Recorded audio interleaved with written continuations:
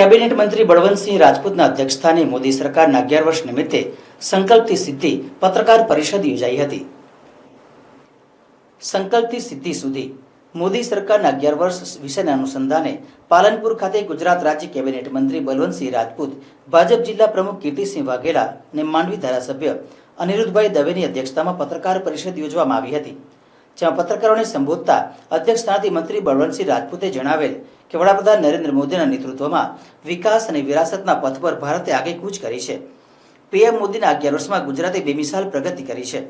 26 મે 2025ના રોજ વડાપ્રધાન તરીકે તેમના કાર્યકાળના 11 વર્ષ પૂર્ણ થઈ ચૂક્યા છે।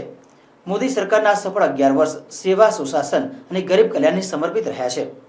ગુજરાત ભારતના ગ્રોથ એન્જિન તરીકે વિકાસની લાંબી છલાંગ લગાવી રહ્યું છે। ગુજરાત પોતાના સપૂત અને યશસ્વી વડાપ્રધાન નરેન્દ્ર મોદીજી દ્વારા આપવામાં આવેલ વિકસિત ભારત @ 2047ના વિઝનને સાકાર કરવા માટે તત્પર છે।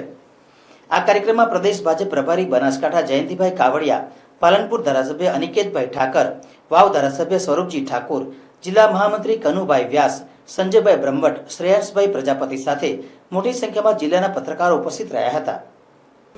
વિશ્વના નેતા, ભારતના પ્રધાનમંત્રી આદરણીય નરેન્દ્રભાઈ મોદી સાહેબે 2014થી આજે 9 જૂને 11 વર્ષ પૂર્ણ કર્યા છે। 11 વર્ષમાં અનેક પ્રકારના વિશ્વએ નોંધ લીધી હોય એવા અનેક પ્રકારના ભારતના વિકાસના કામ કર્યા છે।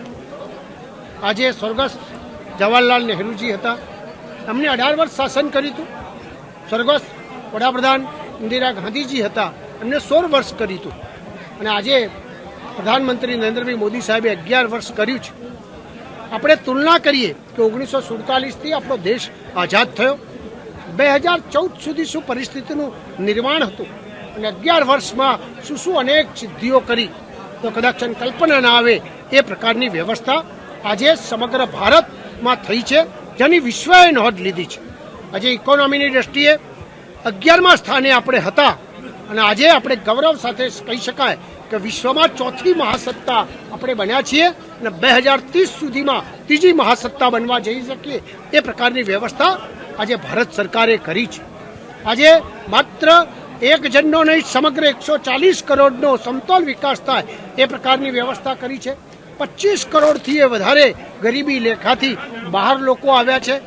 સમગ્ર લોકોનો કેવી રીતે વિકાસ થાય, ચાહે શિક્ષણ ક્ષેત્રે હોય, આરોગ્ય ક્ષેત્રે હોય, આજે ઉદ્યોગ ક્ષેત્રે હોય કે રોજગારી ક્ષેત્રે નવા ક્ષેત્રો ઊભા કરવાના હોય, એવી અનેક પ્રકારની વ્યવસ્થા કરી છે। જે આપના માધ્યમથી આપ બેઠા હતા અને 30થી વધારે વસ્તુઓ આપણને ગણાઈ છે। કોઈ પણ ગરીબ માણસ ક્યાંય પણ ના રહી જાય, 4 કરોડથી વધારે લોકોને ઘરનું ઘર પ્રાપ્ત થાય એ પ્રકારની વ્યવસ્થા કરી છે। આજે 12 કરોડથી વધારે ઉજ્જવલા યોજનાની અંદર વ્યવસ્થા કરી છે। 15 કરોડથી વધારે નલ સે જલની વ્યવસ્થા કરી છે। આવી અનેક પ્રકારની સિદ્ધિઓના કામ કર્યા છે।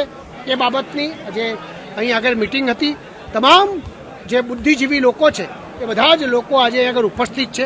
એનું ફંક્શન છે અહીં આગળ જે 11 વર્ષમાં જે કર્યું છે એનું પ્રદર્શન પણ અહીં સારી રીતે ગોઠવ્યું છે। તો આપના માધ્યમથી આપ સૌને વિનંતી કરું છું કે આવનાર સમયમાં 2047માં ભારત આત્મનિર્ભર બનવાનું છે, વિશ્વ બંધુ બનવાનું છે અને જ્યારે ભારતનો વિકાસ એ વિશ્વની ત્રીજી સત્તા જ્યારે આપણે બનાવવાના હોઈએ ત્યારે તમામ લોકોનું યોગદાન રહે એવી આપ સૌના માધ્યમથી સૌને વિનંતી કરું છું। આજે આટલી મોટી સંખ્યામાં અહીંયા આગળ જે પધાર્યા છે એ બધા મેસેજ લઈને જાય એ વિનંતી। ભારત માતા કી જય।